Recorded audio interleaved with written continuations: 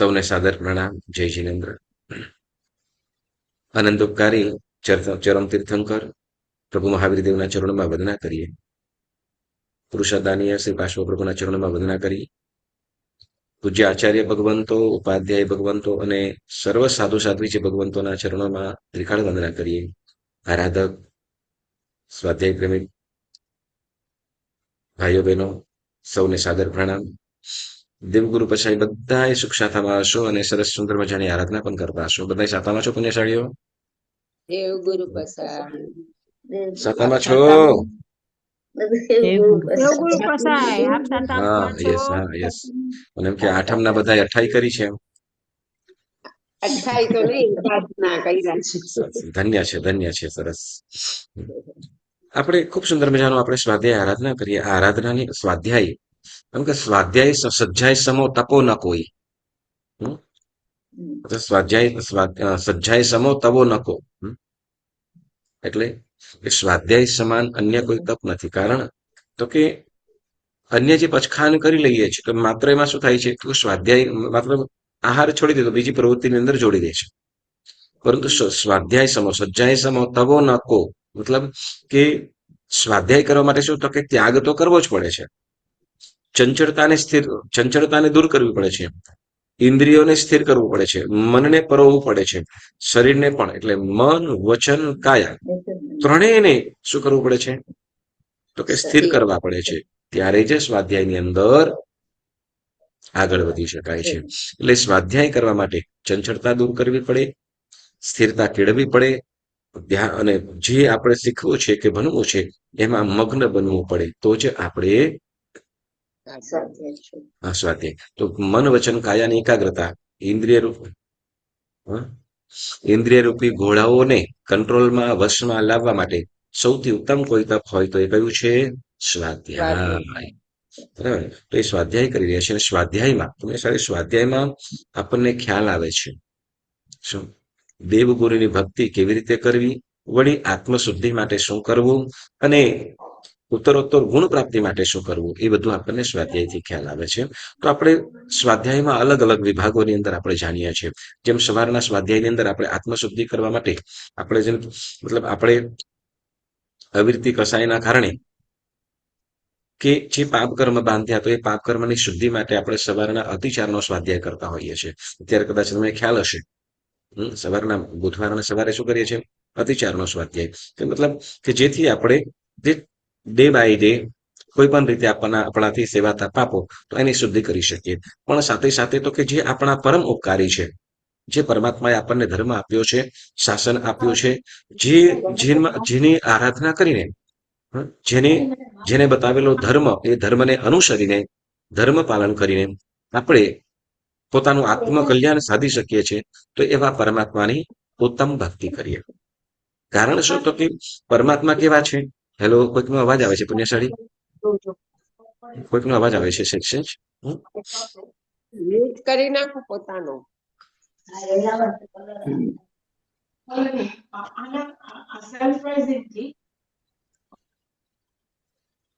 Okay. ત્યારે શું કહે છે કે પરમાત્માની ભક્તિ સંબંધી આપણે વાત કરીએ છીએ. કયું? પરમાત્માની ભક્તિ. આપણે દેરાસર સંબંધી વાત કરીએ છીએ, બરાબર ને? નિષિહી આપણે અત્યાર સુધીમાં કઈ નિષિહીની વાત કરી? બોલો.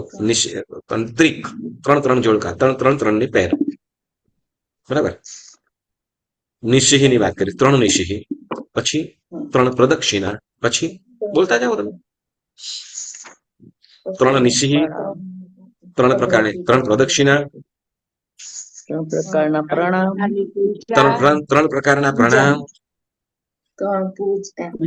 3 પ્રકારની પૂજા, 3 અવસ્થા. યસ, 3 અવસ્થા, બરાબર ને? 3 અવસ્થા ભાવના. પછી મુદ્રા. શું? મુદ્રાની 3 અવસ્થા સુધી આપણે શીખ્યા, બરાબર? 3 અવસ્થા સુધી. હવે પુણ્યશાળી, તો 3 અવસ્થાની અંદર આપણે બહુ સુંદર મજાનું આપણે પાઠ શીખ્યા. હવે પુણ્યશાળી એક જ સેકન્ડ, થોડું ડિસ્ટર્બન્સ વધારે આવેલા છે.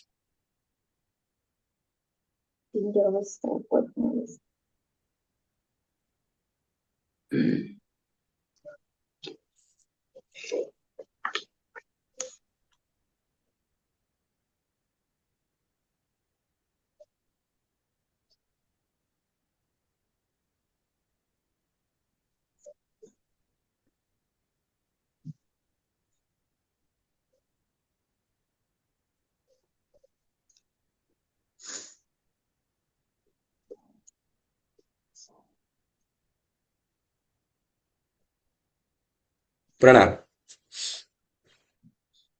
ઓકે, આપણે ત્રણ અવસ્થાની વાત કરી, બરાબર ને? તો ત્રણ અવસ્થા, આ બધું જ આપણે જેમ આપણે આરાધના વગેરે કરીએ છીએ, તો ક્રિયાઓ બે પ્રકારની આપણે શીખેલા છીએ. આમ બે પ્રકારની ક્રિયા સાંભળેલી છે, બરાબર ને? જેનો અર્થ એક ભક્તિ ક્રિયા અને બીજી પ્રીતિ ક્રિયા. એક ક્રિયા બે પ્રકારની, એક ભક્તિ અને પ્રીતિ. તો જે આપણા ઉપર ઉપકાર, જેના ઉપકારો છે એના પ્રત્યેની ભક્તિ, અને જેના સથવારે આપણે આત્મશુદ્ધિ કરી શકીએ છીએ, કે આપણે ધર્મ માર્ગની અંદર આગળ વધી શકીએ છીએ, કે ગુણ પ્રાપ્તિની અંદર આપણે સહાય કરે છે, એવી ક્રિયાઓને પ્રીતિ ક્રિયા એટલે પ્રેમપૂર્વકની કીધી, આદર, પ્રેમ. અને જે ઉપકારી છે, જેમ કે પરમાત્મા, 24 જિનેશ્વર પરમાત્મા, પછી ગુરુ ભગવંતો કે આપણા વડીલો, એ બધા એ તરફનો ભાવ કેવો હોય? પૂજ્ય. જેમ શું કહેવાય? જેમ કહેવાય ને કે એક બાજુ માતા અને પત્ની, પિતા અને પુત્ર, બંને તરફનો કેવો ભાવ હોય? માતા તરફનો પૂજ્ય ભાવ, પત્ની તરફનો પ્રેમ ભાવ, બરાબર ને? જેમ પુત્ર તરફનો વાત્સલ્ય ભાવ, પત્ની તરફ પ્રેમ ભાવ, માતા પ્રત્યેનો પૂજ્ય ભાવ છે, પિતા પ્રત્યેનો પૂજ્ય ભાવ છે. તો એવી રીતે આપણે જીનેશ્વર પરમાત્મા છે, તો એ આપણા માટે પૂજ્ય છે. કેમ? તો કે એના થકી જ આપણે આ ધર્મ અને ધર્મ માર્ગે આગળ વધી શકીએ છીએ. તો હવે અહીંયા પરમાત્માનું આપણે અવસ્થાની વાત કરીએ છીએ. પરમાત્મા સર્વ રીતે તારણહારા છે. પરમાત્મા સર્વ રીતે તારણહારા છે, સર્વ રીતે ઉપકારી છે, સર્વ રીતે. ત્યારે એમ કે છે અહીંયા કે હવે આપણે ત્રણ પ્રકારની અવસ્થાઓની અંદર પિંડસ્થ, પદસ્થ અને રૂપરહિતપણું, બરાબર ને? આ ત્રણ પ્રકારની અવસ્થાઓ કરી. બોલો, પિંડસ્થ અવસ્થા એટલે શું? હેલો, પિંડસ્થ અવસ્થા એટલે શું? પિંડસ્થ અવસ્થા કોને કહેવાશે? ચ્યવનથી જન્મ થાય ત્યારે ચ્યવનથી લઈને જન્મ થાય.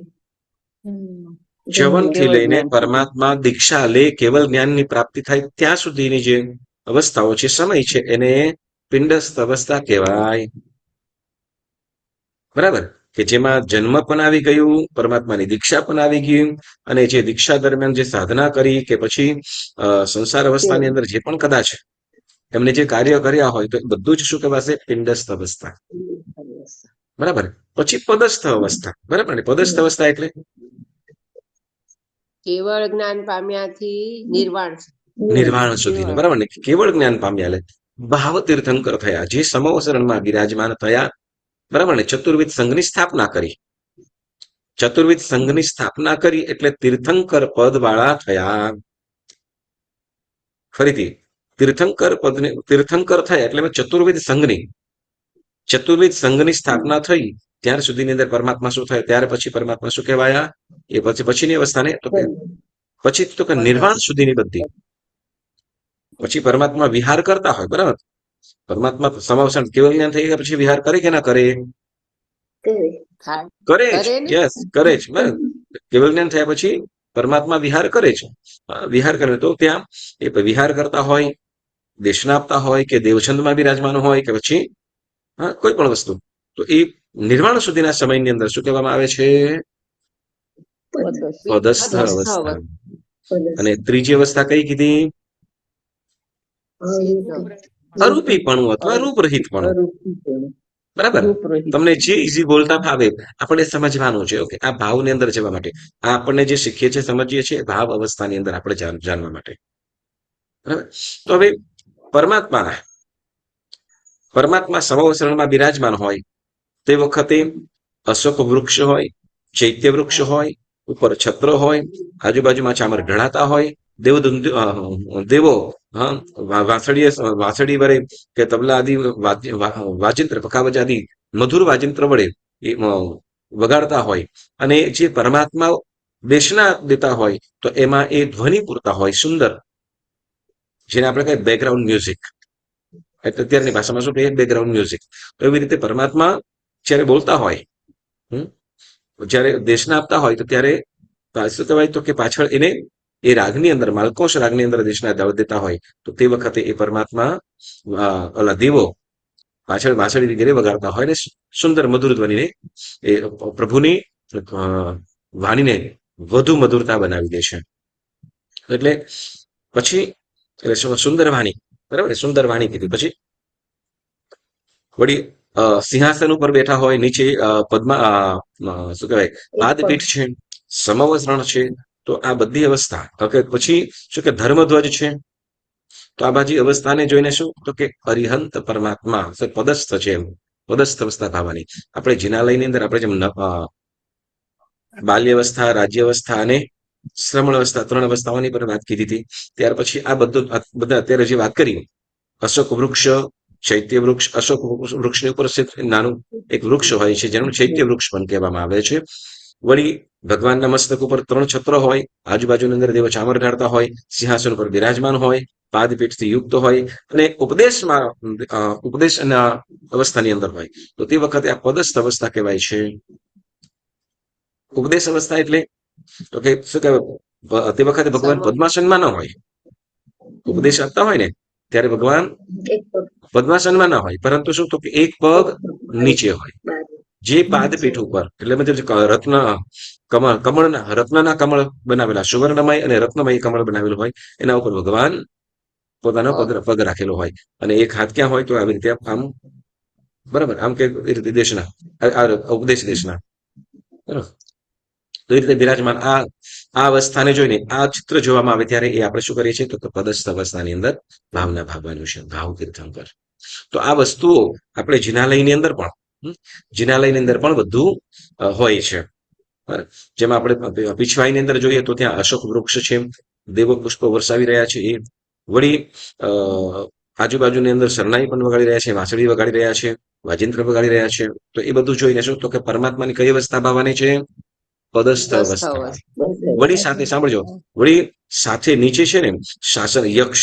આપણે દરેક તીર્થંકર પરમાત્માના, બરાબર ને, જેમ આપણે ચિત્રની અંદર જોઈ શકીએ પાર્શ્વનાથ ભગવાન, તો ત્યાં આજુબાજુમાં કોણ છે તો કે પાર્શ્વયક્ષ દેવ છે અને પદ્માવતી દેવી જે અધિષ્ઠાયક દેવ હોય, બરાબર. અને વચ્ચે જે લંચન છે એની નીચે એક્ઝેક્ટ ત્યાં એ જે દેવી છે કોણ છે તો કે શાસન દેવી. કોણ છે? શાસન દેવી, બરાબર. તો આવી રીતે દરેક એની પરિકરથી યુક્ત હોય. તો એ ભગવાનને અરિહંત પરમાત્મા કહેવાય, પરંતુ પદસ્થ અવસ્થા ભાવવાની છે. હવે ત્યાર પછી આપણે કીધું રૂપરહિતપણું. કયું?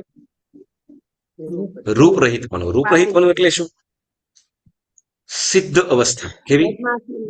પરમાત્માની સિદ્ધ અવસ્થા, એટલે કે જે મોક્ષમાં ગયા છે. હવે તો કે જે અશરીરી થયા છે એટલે અરૂપી થયા છે.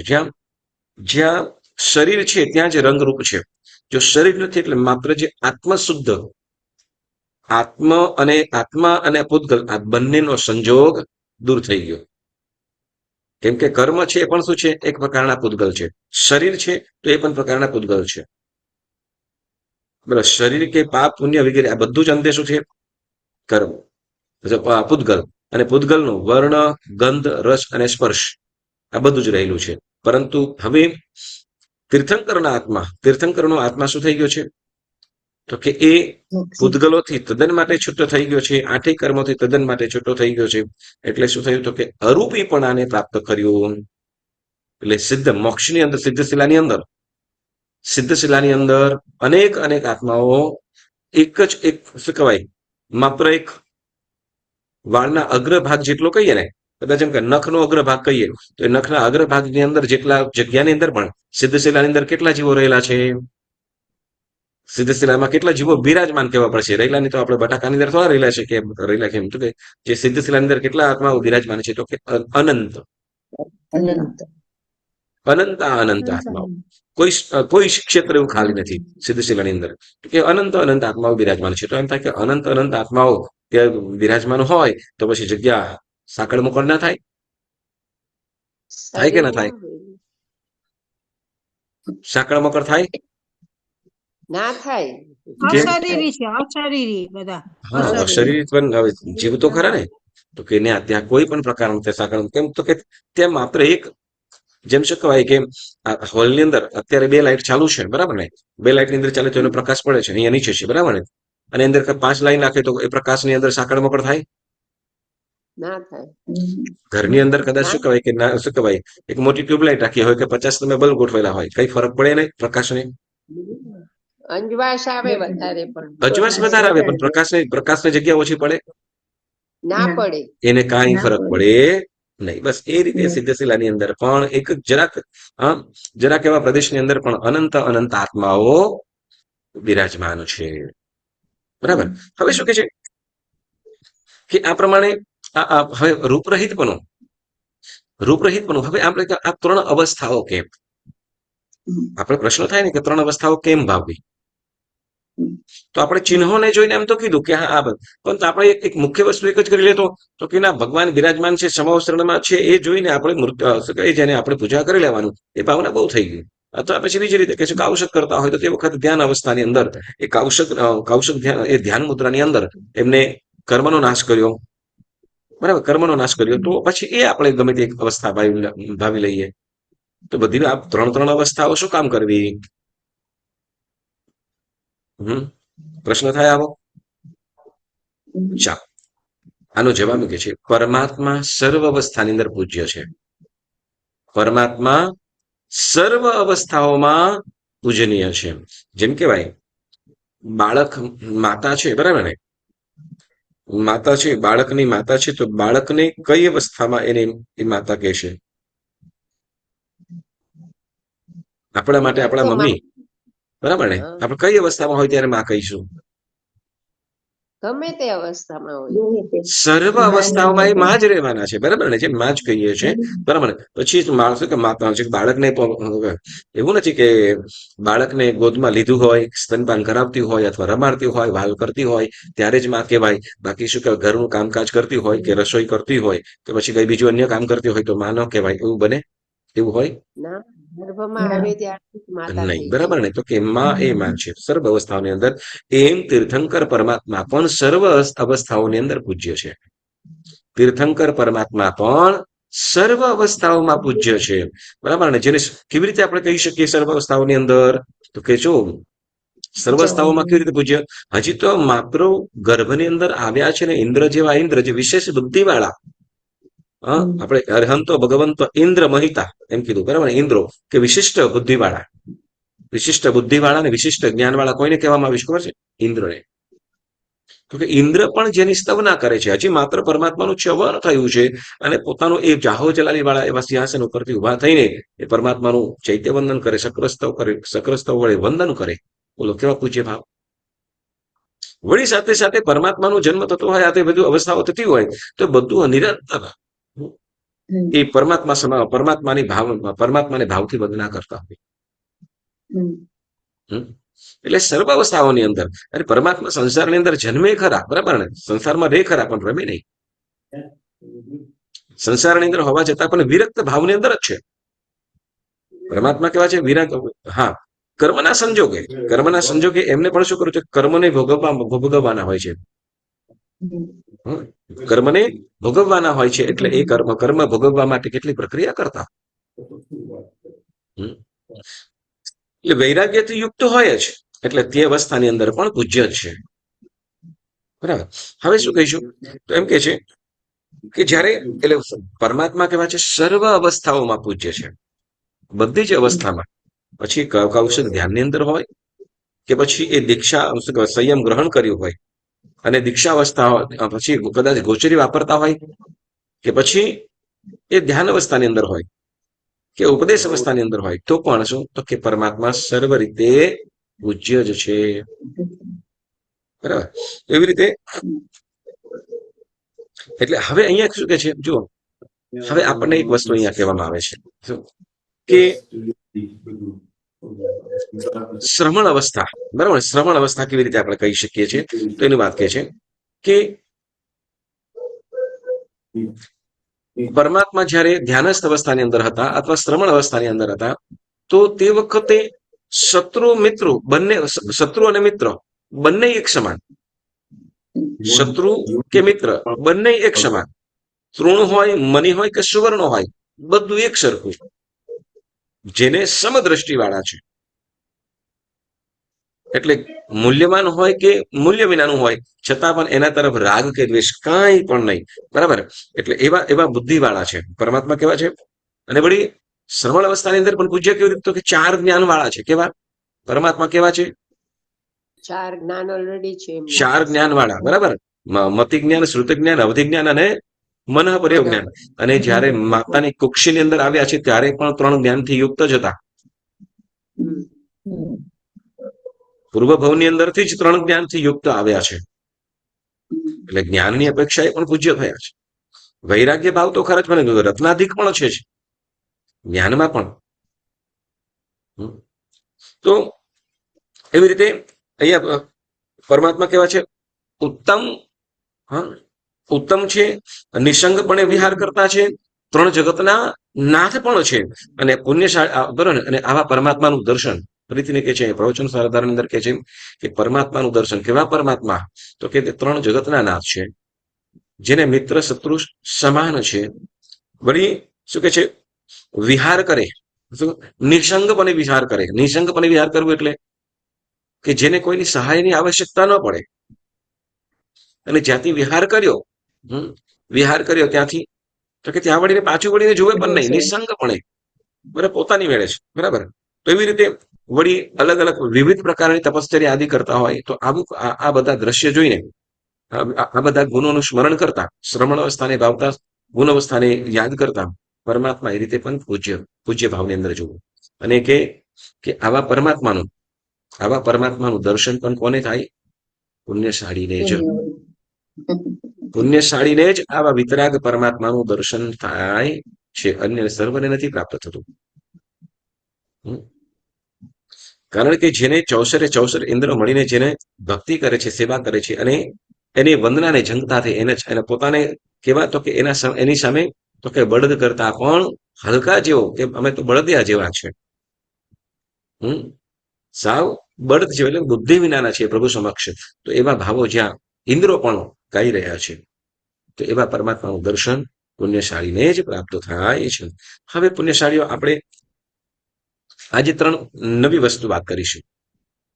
નવી આપણે આ 3 અવસ્થાની વાત કરી. બરાબર ને? 3 અવસ્થા. હવે એક વિશેષ જે આપણે બધા શીખવા જેવું છે, બહુ એટલે બહુ જરૂરી છે. જો અહીંયા એક ગાથા છે, આપણે ભાષ્યત્ર ગ્રંથ છે એની અંદર, એના આધારે આપણે કરી રહ્યા છીએ સરળતાપૂર્વક. તો કે તિન્ની નિસ્સહી તિન્ની પયાહિના તિન્ની તિવિહા પોયાતઃ ચેવ અવત્થતીય ભાવનમ ચેવ. પછી કે છે તે દિશે નિરક્ષણ વિરહી. શું કે છે? તે દિશે નિરક્ષણ વિરહી એટલે તો કે 3 દિશામાં જોવાનો ત્યાગ. આપણે પેલી પૂજાની પણ વાત કરી. બરાબર ને? 3 પ્રકારની પૂજાની વાત કરી હતી, યાદ છે? કઈ? અંગપૂજા, અગ્રપૂજા અને ભાવપૂજા. બરાબર ને? અંગપૂજા, અગ્રપૂજા અને ભાવપૂજા. બરાબર? અંગપૂજા પરમાત્માને જે સ્પર્શ કરીને આપણે કરીએ છીએ તે પૂજાને અંગપૂજા કહેવાય. જેમ કે જળ, ચંદન, પુષ્પ, વિલેપન, આંગી, આપણે જે અંગરચના કરીએ પરમાત્માની, કે વિલેપનાદિ કરતા હોઈએ તો એ બધી પૂજાઓને શું કહેવાશે? આભૂષણ પૂજા. તો એને અંગ પૂજા કહેવાશે. પ્રભુની સન્મુખ ઉભા રહીને જે પૂજા કરીએ છીએ, પ્રભુની સામે ઉભા રહીને, પ્રભુની સામે રહીને જે પૂજા કરવામાં આવે છે એને અગ્ર પૂજા. જેમ કે ધૂપ, દીવો, અક્ષત, નૈવેદ્ય, ફળ, ચામર, દર્પણ, પંખો કે ભાવના, એ પણ શું આપણે ભક્તિભાવના કરીએ, એ પણ અગ્ર પૂજામાં જ આવશે. હવે પછી આપણે કહીશું પછીથી ભાવ પૂજા. બરાબર ને? કે જેમાં માત્ર ને માત્ર કોઈ પણ દ્રવ્ય વિના માત્ર શુભ ભાવની અંદર જવાનું છે. શુભ ભાવના, અને જેમાં પરમાત્માના ગુણ ગાવાના છે. જેમાં પરમાત્માના ગુણ ગાવાના છે. તો એને શું કહેવામાં આવે છે? એને આપણે અહીંયા ભાવ પૂજા કહેવામાં આવેલું છે. હવે એક વાત કરીએ આપણે કે હવે ભાવ પૂજાની અંદર જવા માટે, ભાવમાં વિશેષ જવા માટે શું કરવું પડે? પેલા કયો આપણે કહ્યું ઉત્તમ દ્રવ્યથી ઉત્તમ ભાવો આવે. બરાબર છે? ઉત્તમ દ્રવ્ય વડે પૂજા કરતા ઉત્તમ ભાવો આવે. બરાબર છે ને? હા, ચોક્કસ. કે ઉત્તમ ભાવો વડે, જેમ આપણે શું કહેવાય કે કોઈ ફંક્શન હોય અને હાઈફાઈ બધા થતા હોય. બરાબર ને? અને આપણે શું કહેવાય સિમ્પલ અંદર નીકળી ગયા તો આપણને સંકોચ રહે. હું કેવો દેખાય છે આ બધા વચ્ચે એવું લાગે? હા હેલો, હા. લગ્ન પ્રસંગ હોય ને હાઈફાઈ લુક હોય બધું બરાબર ને, અને આપણે શું કહેવાય કે આપણે એમને એમ જતા રહ્યા, મતલબ હાઈફાઈ નથી પણ સાવ સિમ્પલ પહોંચી ગયા બરાબર ને, તો આપણને સંકોચ થાય કે અરે આ લોકોની વચ્ચે હું કેવો લાગીશ કે કેવી લાગીશ, એવું વિચાર આવે? હા હેલો, આવે કે ના આવે? આવે આવે હા યસ, હા ના તો યસ કે દિવાળીનું ફંક્શન બધા સરસ મજાના ટણાટણ તૈયાર થયા હોય અને સાવ આપણે શું કામ નીકળી જઈએ આમ, તો કેવું લાગે? બરાબર, સંકોચ લાગે. આપણે એમ કે અરે હું કેવો છું, આમ બધા વચ્ચે ભાગું લાગીશ એવું લાગે. હા, આમ તો મૂળ વસ્તુ એ કે છે કે જેમ ઉત્તમ દ્રવ્યથી ઉત્તમ ભાવ, શું ઉત્તમ દ્રવ્યથી ઉત્તમ ભાવ, તો અહીં એમ કે છે હવે ઉત્તમ દ્રવ્યથી ઉત્તમ ભાવ, પણ ભાવમાં જવા માટે માત્ર ઉત્તમ દ્રવ્ય કામ નહીં આવે.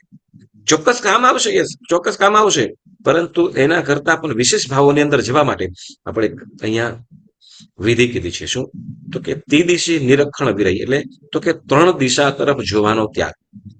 3 દિશા તરફ જોવાનો ત્યાગ. હવે 3 દિશા કઈ કઈ? તો કે પેલા તો આજુમાં, બાજુમાં અને પાછળ. આજુબાજુ અને પાછળ, આ 3 દિશા બરાબર, અથવા આજુબાજુ એક, પાછળ અને ઉપર.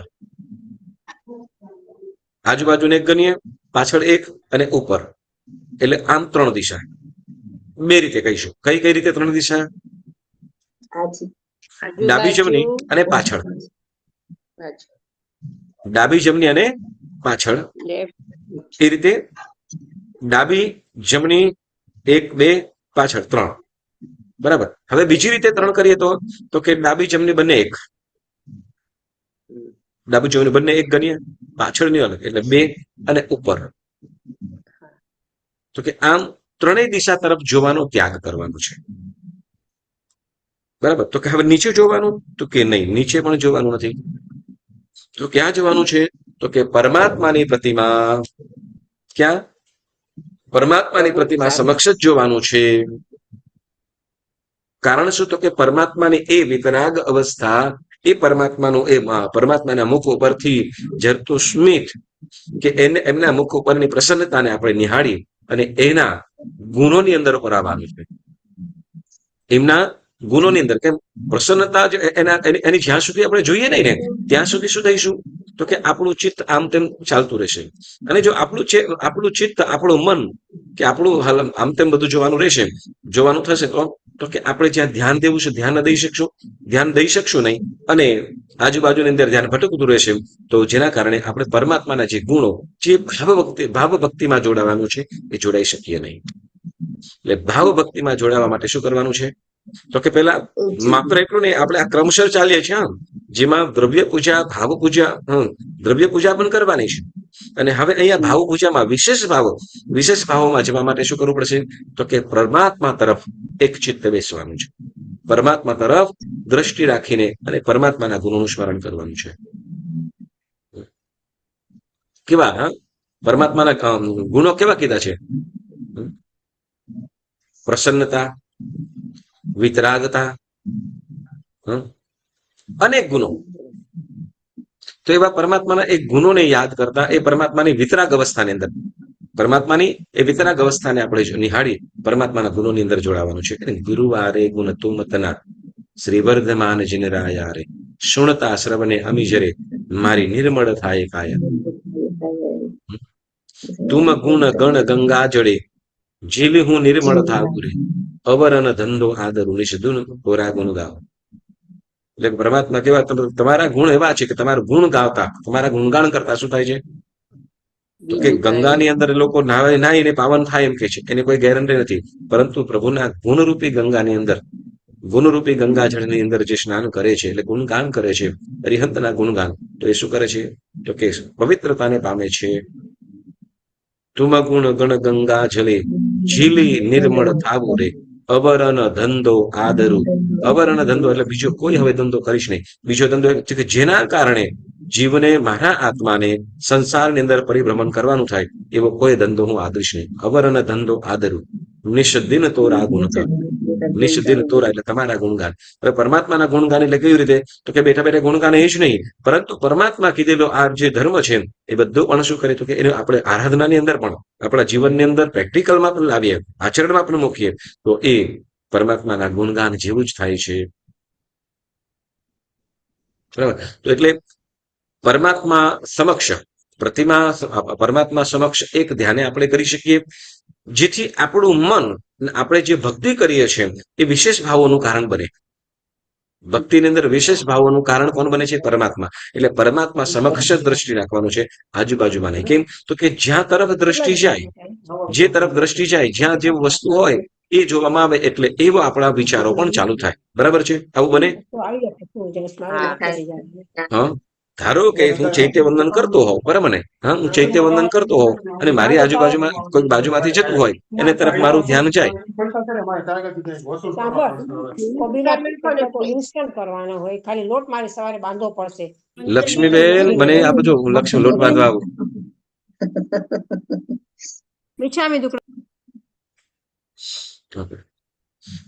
આપણે મતલબ કે જે આપણે એક ધ્યાનની અંદર પ્રભુ ભક્તિ તરફ જે એક ધ્યાન થવું છે, તો એના માટે શું કરવું પડશે? તો કે બીજી આપણી જે મનની ચંચળતા છે એને આપણે ત્યાગ કરવો પડશે. મનની ચંચળતાને ત્યાગ કરવા માટે શું કરવું પડશે? તો કે આપણી જે બાકીની જે દ્રષ્ટિ છે ને એને પણ ત્યાગ કરવું. જે છોડ જોવાનું ચક્કર વક્કર થાય જ છે આખો, તો એને પરમાત્માની સમક્ષ આપણે સ્થિર કરીએ, પ્રભુ સમક્ષ સ્થિર કરીએ. કારણ કે આપણું ચિત્ત જેવું જે વસ્તુ જોવામાં આવે એવું આપણો મનની અંદર તરત વિચાર આવી જાય. જેવું સામે દ્રશ્ય આવે એવું તરત વિચાર આવી જાય. બરાબર છે? આવું થાય? હા, થાય. સહજ. બરાબર ને? એટલે કહી શકશું કે ત્રણેય દિશા તરફ. નહીં તો ઘણી વખતે શું થાય કે આપણે પૂજા તો કરી લીધી, બધું થઈ ગયું, પણ પછી ચૈત્ય વંદન માટે બેઠા છે. ઓલા બેન આવ્યા, ઓ એમને તો આવી સાડી પહેરી છે, આવો ડ્રેસ પહેર્યો છે, કે આવો પહેર્યું છે. સહજ રીતે ચિત્ત એ થાય. અને એ ચિત્ત તે વખતે આપણે શું થાય છે તો કે જે ભાવની અંદર જવું જોઈએ, આપણું મન જે ભક્તિની અંદર પરોવાવું જોઈએ એ પરોવાતું નથી. એટલા માટે શું તો કે ત્રણ દિશાનો ત્યાગ. આજુબાજુમાં કોણ છે આવ્યું ગયું તો નહીં તો વાત દૂર, આજુબાજુમાં કોણ બેઠું છે એ પણ ભૂલીને માત્ર ને માત્ર ક્યાં? પરમાત્મા તરફ. પણ હા, ભાવ ભક્તિની અંદર આપણે જયારે પરમાત્માની સ્તવના કરતા હોઈએ, ચૈત્ય વંદન ગાતા હોઈએ, તો તે વખતે એક વસ્તુ યાદ રાખવાની, આપણે એકલા હોઈએ તો પણ અને ઘણા બધા હોય તો પણ શું તો કે આપણે જે ચૈત્ય વંદન કરીએ, ભાવ પૂજા કરીએ, તો તે વખતે જે સૂત્ર બોલીએ, સ્તુતિ બોલીએ કે સ્તવન બોલીએ, તો એ મંદ સ્તરે. કેવું બોલવું? મંદ સ્વરે એટલે તો કે ઘોંઘાટ બની. આપણે જેમ ભક્તિ કરી રહ્યા છીએ તો આપણને સરસ સારા ભાવોની અંદર, ખૂબ ભાવોની અંદર છીએ, તો પરંતુ આપણે એવો મોટો અવાજ, મોટા સાદે ન બોલીએ કે જેના કારણે બીજો જે ચૈત્ય વંદન કરી રહ્યો છે કે ભક્તિ કરી રહ્યો છે એની ભક્તિની અંદર એના ભાવોની અંદર ખલેલ પડે. એ જ સમજો કે બધાના ભાવો અલગ અલગ રહેવાના છે. હવે એ પોતે સ્તવન કરી રહ્યો છે, ધારો કે ચૈત્ય વંદન કરી રહ્યો છે કે સૂત્ર બોલી રહ્યો છે, એ સૂત્રની અંદર એ સૂત્ર બોલી રહ્યો છે, કોઈ સ્તવન ગાઈ રહ્યું છે અને મોટા સાદે છે, તો સહજ કાને પડતા શું થશે? આપણે સહજ રીતે આપણે અત્યારે બોલીએ છીએ, આપણે સ્વાધ્યાય કરીએ છીએ, કોઈકનો ઝીનો પણ અવાજ શું કરે છે? આપણને ડિસ્ટર્બ કરીએ છીએ ને. બસ તો એ જ પ્રમાણે શું થઈ જાય છે તો કે ભક્તિની અંદર આપણે કોઈને ભક્તિની અંદર કે એ ભાવ ભક્તિની અંદર જોડાયેલો છે, તો એ ભાવ ભક્તિની અંદર એને આપણે વિક્ષેપનું કારણ ન બનીએ, એના ભાવની અંદર વિઘ્નનું કારણ ન બનીએ, એનું પણ ધ્યાન રાખવાનું. એટલે મંદ સ્વરે. શું? મંદ સ્વરે, કે જે પછી એવું પણ નહીં કે શું કે આપણે સાવ બોલીએ ને એવું પણ નહીં. મંદ સ્વરે એટલે કે આપણે પોતે સાંભળી શકીએ, પોતાના ભાવની અંદર રહી શકીએ, પરંતુ એ ભાવો, આપણા ભાવો કે આપણું એ ઉચ્ચારણ કોઈ બીજાના ભાવોની અંદર ખલેલ ન પડે એ પ્રમાણે ભક્તિની અંદર જોડાવાનું. પછી બીજી વસ્તુ પુણ્યશાળીઓ, આ વિધાનની અંદર નથી, પરંતુ આ સમજવાનું છે. આપણે આ વ્યવહાર છે, વિધાનની અંદર નથી, પરંતુ આ વ્યવહારની અંદર સમજવાનું છે કે જ્યારે કોઈ પણ ભક્તિ કરવું હોય ને, આપણે પોતાને જ, બરાબર, એમ કહું તમને કે આપણે કોઈ કાર્યક્રમની અંદર હોઈએ, બરાબર ને, આપણે કોઈ કાર્યક્રમ દેરાસર ઉપર પછી આવે, કોઈ કાર્યક્રમની અંદર છીએ અને એ કાર્યક્રમ જોવાની અંદર એકદમ એ મશગુલ બનેલો છે અને એની વચ્ચે આગળ આવીને ઉભા રહી જઈએ અને એની દ્રષ્ટિએ એને જો એના વિઝનની અંદર આપણે અવરોધ કરી ડિસ્ટર્બ કરી નાખ્યા તો એના મનની અંદર કઈ થાય? હા શું થાય? ગમે નહીં એને ગમે નહીં અથવા એના સિવાય એને ગમે નહીં. એને શું કહેવાય કે પછી શું કહેવાય કે આપણે સામે હોય બરાબર ને, આપણે બેઠા છે આની અંદર આપણે જોઈને આપણે જોઈ લઈએ ને કે આપણે બેઠા છીએ અને આપણે જોઈ રહ્યા છીએ અને એમાં શું કહેવાય કોઈક વચ્ચે આવી ગયું, શું કરીએ આપણે?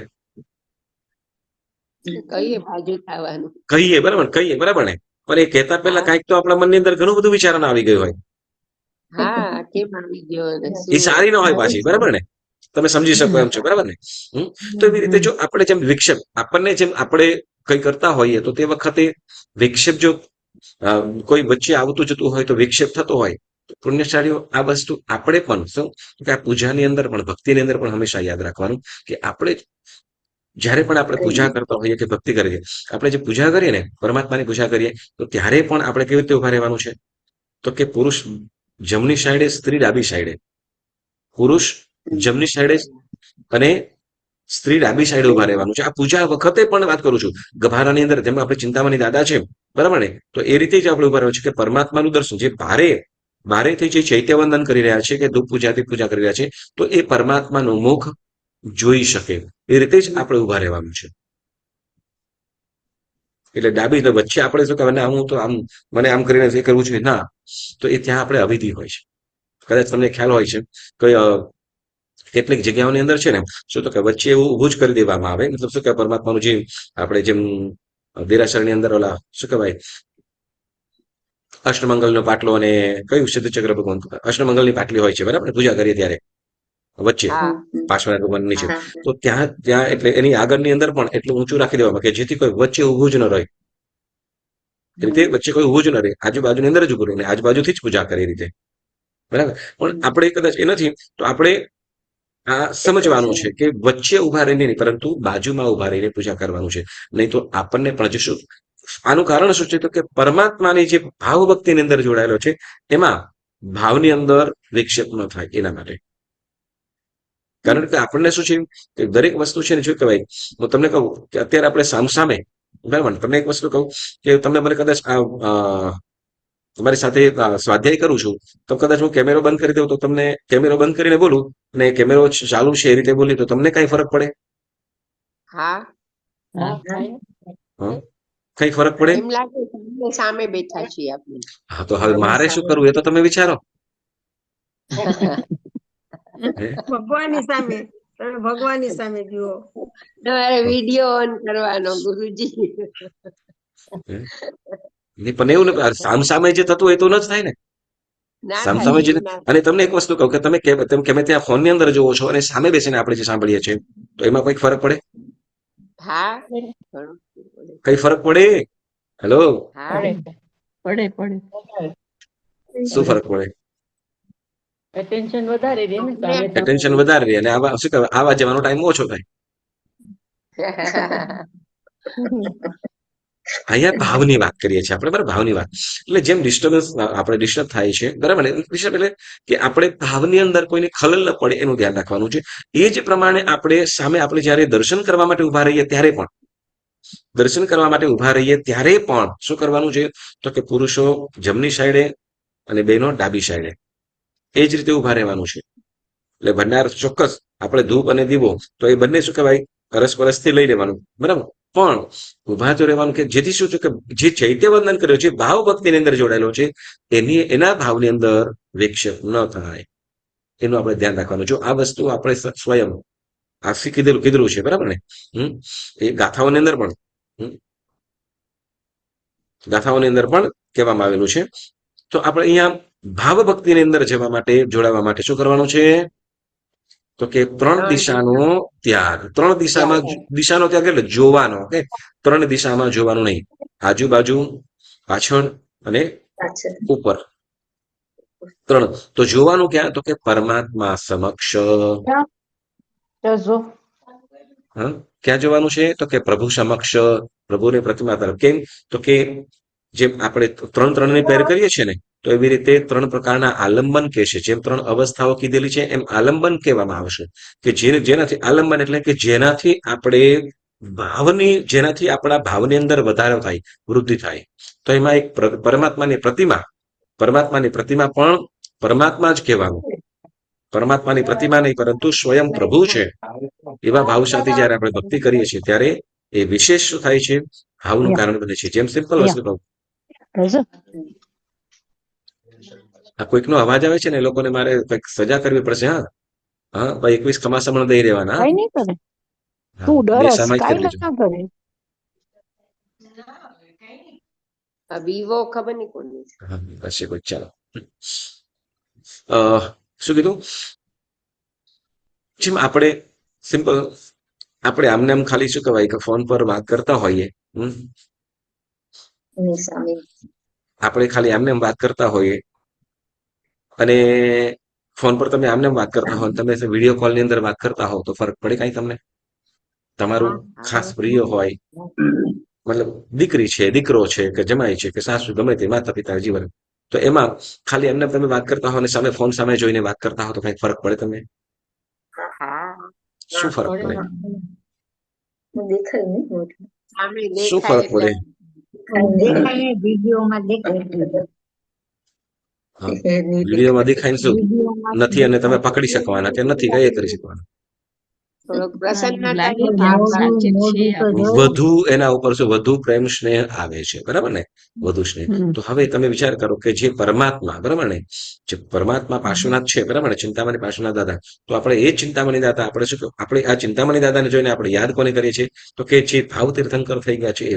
તો ભાવ તીર્થંકરનું જે સ્મરણ કરાવે છે, ભાવ તીર્થંકરનું જે સ્મરણ કરાવે છે, તો એની પ્રતિમા પણ કેવી છે? અતિ પૂજ્ય છે. અતિ પૂજ્ય છે, એટલે એની આશાત્મા વગેરેથી આપણે બચવાનું છે. તો પુણ્યશાળીઓ, આપણે 3 દિશાનો ત્યાગ કરવાનો છે. જો 3 દિશામાં જોવાનું, ભાવ પૂજા વખતે 3 દિશાની અંદર જોવાનો ત્યાગ કરી માત્ર ને માત્ર પરમાત્મા સમક્ષ જ જોવાનું છે. કેમ? એના ગુણો કેવા? તો એની આપણે આવતી વખતે સેજ થોડી વાતો કરીશું, બરાબર? તો 3 દિશા નિરીક્ષણનો ત્યાગ. ત્રિદિશી નિરીક્ષણ વિરહી ગાથાનું પદ છે.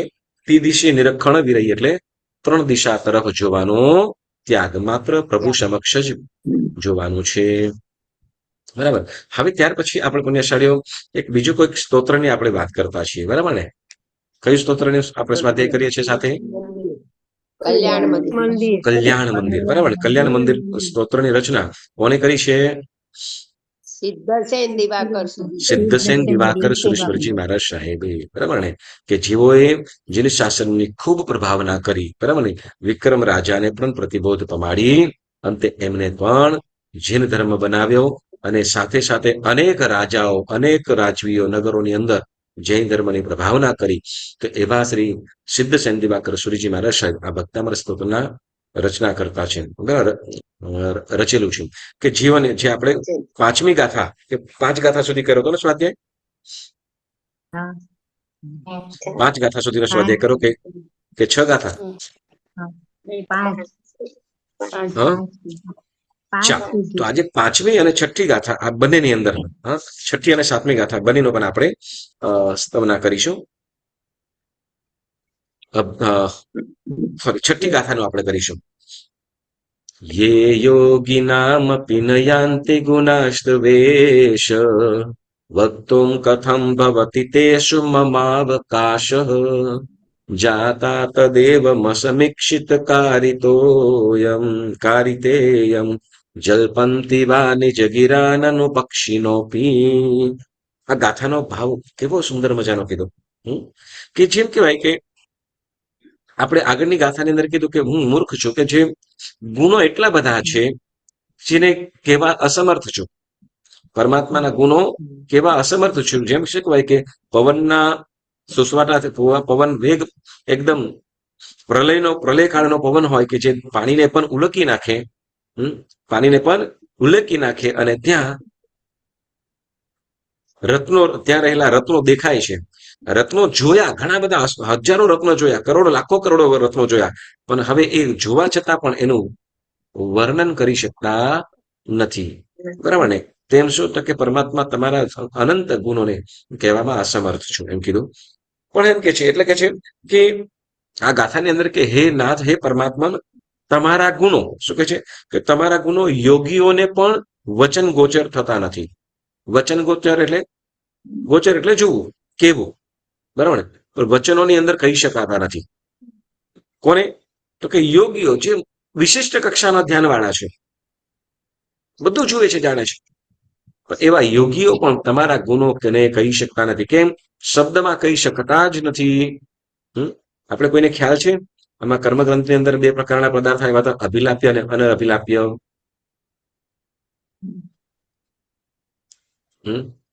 પદાર્થો બે પ્રકારના, અભિલાપ્ય અને અનઅભિલાપ્ય.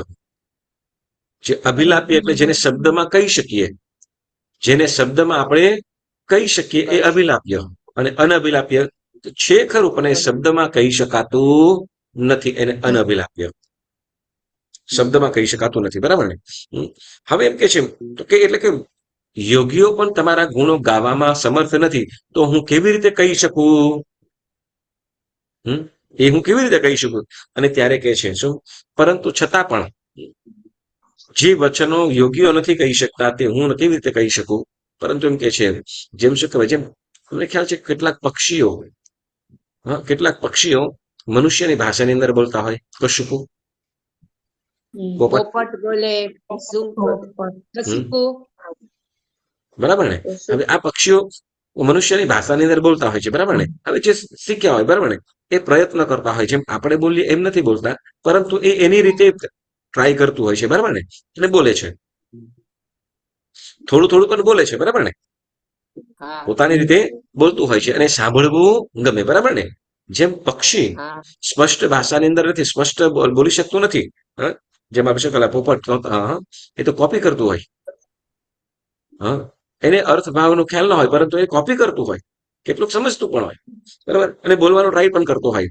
એટલે કે હું સ્પષ્ટપણે બોલી શકતો નથી. અહીંયા માનતોગ સુરેશ્વરજી મહારાજ સાહેબ સિદ્ધસેન દિવાકર સુરેશ્વરજી મહારાજ સાહેબ પોતાની લઘુતા અને નમ્રતાને, પરમાત્મા કેવા વિશાળ છે ને હું કેવો છું, પક્ષી જેવો, પક્ષી મનુષ્યની તો વાત જ નહીં, પરંતુ પક્ષી જેવો, પક્ષી સરખો પણ નહીં, કે પક્ષી પણ કદાચ નહીં બોલે, હું તો કેવું છું.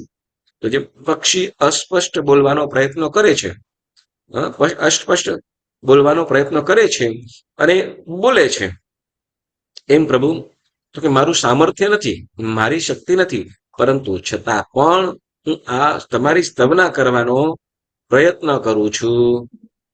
ગુણ યોગીઓ નથી ગાઈ શક્યા, પરંતુ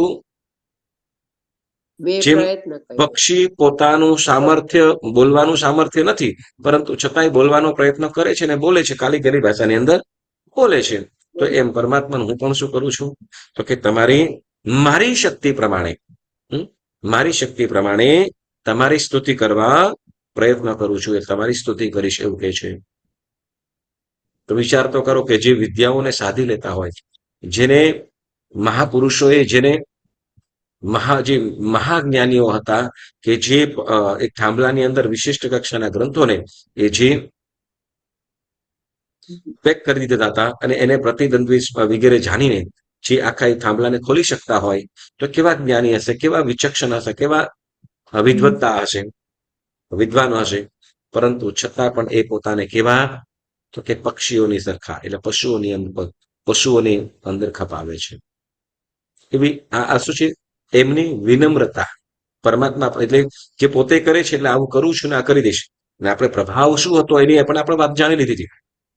પ્રભાવ શું? કે કલ્યાણ મંદિર સ્તોત્રની રચના થઈ, અને જયારે કલ્યાણ મંદિર સ્તોત્રની રચના થઈ, જયારે આ દાન કરવામાં આવ્યું, ત્યારે તો કે શિવલિંગ ફાટીને એમાંથી પ્રભુ પાર્શ્વનાથ પ્રગટ થયા હતા. તો કે પ્રભાવ વગર થયું છે? કે મહાપ્રભાવશાળી એવા સ્તોત્રના રચયિતા પોતાને કેવા, તો કે પશુ સમાન ગણાવે છે. એટલે શું? તો કે વિદ્વાન પુરુષો, જ્ઞાની પુરુષો ક્યારે પણ અહમને પોષતા નથી. એમ માત્ર શું? તો કે પ્રભુ કૃપાએ જ થયું છે. હું તો કેવો તો પશુ સરખો છું, પક્ષી સરખો છું, એવું અહીંયા જણાવવામાં આવ્યું. હવે એક વિશેષ પ્રભાવ કહેવામાં આવે, આજે ટૂંકની અંદર આપણે લઈ લઈશું, પછી એનો સારા જ ભાવાર્થ આપણે પછી નેક્સ્ટ ટૂંકની અંદર પણ જાણીશું. કે છે ગાથા નંબર 7 ની અંદર, આસ્તામ ચિંત્ય મહિમા જિન સંસ્તવસ્તે નામાપી પાતિ ભવતો જગંતી તીવ્રા તપોપહત પાંથ જનાન નિદાદે પ્રીણાતિ પદ્મ સરસો નિલોપી. આ ગાથાની અંદર બહુ સુંદર મજાની વાતો કીધી શું કે જીનેશ્વર પરમાત્મા કેવા છે? તો કે જીનેશ્વર પરમાત્માનું જે સ્તવન છે, એનું આ સ્તોત્ર છે, જે આપણે ભક્તિ કરીએ છીએ, એ સ્તવનો કેવા પ્રભાવશાળી છે, જેનો પ્રભાવ અચિંત્ય એમ કહેવામાં આવ્યું છે. અચિંત્ય પ્રભાવ. અચિંત્ય પ્રભાવ એટલે કે અચિંત્યનો મતલબ શું? ચિંત્ય એટલે જેનું આપણે ચિંતન કરી શકીએ, જેનું મનન કરી શકીએ, આપણે ઇમેજિન કરી શકીએ, એને ચિંત્ય કહેવાય. પણ અચિંત્ય જેને આપણે અનબિલીવ કહેતા હોય શબ્દ ઘણી વખતે, કે આપણે શું કહેવાય, જેને આપણે કહી ન શકીએ, શું કહેવાય, જેનું ચિંતન પણ ન કરી શકીએ, એને અચિંત્ય. એનો પ્રભાવ છે કે આપણે કેવી રીતે એની કલ્પના પણ ન કરી શકીએ, તો શબ્દમાં કહી જ ન શકીએ. આવો પ્રભાવ કોનો છે? તો કે પરમાત્માની સ્તવનાનો. કોનો? પરમાત્માની સ્તવનાનો. તો એમ કે છે કે પરંતુ એના પ્રભાવની તો વાત આપણે કહી ન શકીએ એવું. એટલે આપણે જેમ સક્ર સ્તવ વડે પરમાત્માનું વંદન કરીએ, સાંભળ્યો, આપણે જે પરમાત્માનું જે ચૈત્ય વંદન કરીએ છીએ, જંકિંચી બોલીએ કે નમોત્થનમ બોલીએ, સૂત્ર અને સ્તવના કરીએ છીએ, તો એનો મહિમા, એનો પ્રભાવ કંઈક અલગ જ છે. એને આપણે કલ્પના પણ ન કરી શકીએ. તો કે એ અસર ક્યાં કરે છે? એ તો કે આત્મશુદ્ધિ તરફ, આત્મિક ગુણોને પ્રગટ કરે છે. ભાવના ભવનાશીની, પાપ કર્મને નાશ કરે છે, શુભ ભાવોને પ્રગટ કરે છે અને ઉત્તમ ગુણોની ઉપલબ્ધિ કરાવે છે. અત્યારે એમ કે છે તો કે એનો પ્રભાવ તો અચિંત્ય, એટલે આપણે એની કલ્પના પણ ન કરી શકીએ. પરંતુ એમ કીધું કે સ્તવનની વાત તો દૂર, પરંતુ પરમાત્માનું નામ પણ કેવું છે? તો કે એ નામ માત્રથી પણ આપણે ઓલી સ્તુતિ બોલતા હોઈએ છીએ, સતકોટી કોટી વાર વંદન નાથ મારા હે તને, હે તરણ તારણ નાથ તું સ્વીકાર મારા નમનને, હે નાથ શું જાદુ ભર્યા અરિહંત અક્ષર ચારમાં, આફત બધી આશીષ બને તુજ નામ લેતા વારમાં. કે પરમાત્માનું નામ માત્ર પણ શું કરે છે? એનો પણ એવો પ્રભાવ છે કે સર્વ પ્રકારની આપત્તિઓ, વિપત્તિઓ દૂર થઈ જાય છે. એમનું પરમાત્માનું નામ સ્મરણ પણ તો કે સાતાકારી છે. આપણે કરીએ, સુખમાં લેતા સમજન આપે, દુઃખમાં લેતા શાંતિ, દેહ પીડામાં શાતા આપે, ટાળે ભવની ભ્રાંતિ. પરમાત્માનું નામ ખાલી, સ્તવનાની વાત તો દૂર, પરમાત્માનું સ્તવન ગાઈએ, સક્ર સ્તવ વડે વંદન કરીએ, તો એનો પ્રભાવ તો અચિંત્ય, આપણે કહી પણ ન શકીએ, શબ્દમાં કહી ન શકાય. પરંતુ એ અહીંયા પરમાત્માનું નામ પણ કેવું કરે છે? તો કે કલ્યાણકારી બને છે. કેવી રીતે? જેમ કે ભાઈ કે કદાચ આમ રેગિસ્તાન હોય, રાજસ્થાનની અંદર પહોંચી ગયા હોય, આપણે શિયાળામાં જાઓ એટલે બચી જાઓ, પણ એક દિવસ મે મહિનાની અંદર જઈને જોવો એટલે ખ્યાલ આવે. ગયા છો કોઈ વખતે? એમની એ તો શું કહેવાય, રાજસ્થાનમાં ગયા નહોતું, બોલો રણની અંદર ની વાત કરું છું. નહીં તો રાજસ્થાનમાં જઈને એસી રૂમ ની અંદર ભણાય છે તો એનો કઈ મતલબ નથી. હા, તપતું રેગિસ્તાન હોય, આમ ધૂળ ઉડતી હોય, એના ઉપર સૂર્ય બરાબર તપતો હોય, નીચે બરાબર ઓલું શું કહેવાય, અગ્નિતમ હોય, બોલો શું કહેવાય, 48 ડિગ્રીનો 48 ડિગ્રી તડકો પડતો હોય, રેતી બરાબર તપી ગયો હોય, એવાની અંદર પસાર થતા હોય, એની હાલત કેવી થઈ હોય? ભયંકર હાલત થઈ હોય, બરાબર ને, કે રહી ન શકે, બરાબર ને. અને એવા જીવને કદાચ ત્યાંથી શું કહેવાય, ઠંડા પાણીના છંટકાવ ખાલી, આમ શું કહેવાય કે નદી કિનારો હોય કે ગમે તે હોય, નદી કિનારો હોય તો પડિયાળી હોય, પરંતુ એના જીવોને ખાલી સ્પ્રે પણ દૂરથી કરી દે ને તો પણ એને હાશ કરવો પડે. કેમ? તો કે આખું શરીર એકદમ ગરમ થઈ ગયેલું છે, તપી ગયેલું છે, કે પાણીની લાઈ થઈ ગયેલી છે. તો એને ઝીણું પાણીનો સ્પ્રે પણ મળી જાય ને, કે અથવા ઠંડો પવન પણ લાગી જાય ને, ભીનાશ વાળો પવન પણ લાગી જાય તો એને કેટલી શાખા મળી જાય, કેટલું સારું લાગે. બરાબર ગરમી હોય અને એવા વ્યક્તિને શું કે આમ ઝીણા કણ વાળું, ભેજ વાળું પાણી, ભેજ વાળું હવા પણ, ઠંડી હવા પણ આવી જાય તો એને કેવું લાગે? શાંતિ લાગે કે નહીં? શાંતા મળે કે નહીં? મળે ચોક્કસ એને શાંતા મળે ઘણું, બરાબર ને. તો ઝીણું માત્ર વિનાશ વાળું જે હવા છે, મતલબ એની અંદર ભેજ મતલબ ઝીણું પાણી પણ છે, બરાબર. તો એ પાણી વાળી હવા એને સ્પર્શ થાય તો પણ એને ઘણું રાહત મળી જાય છે, કઈક ઠંડક મળી.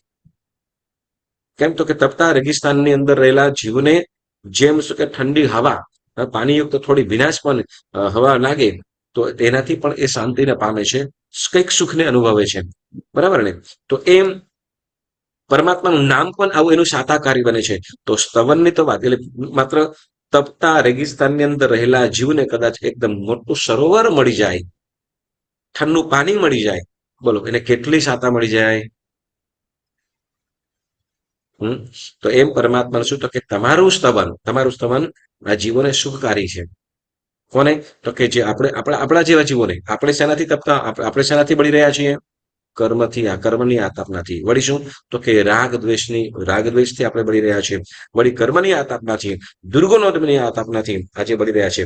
તો આપણા જેવા જીવો માટે પરમાત્માનું નામ સ્મરણ કેવું?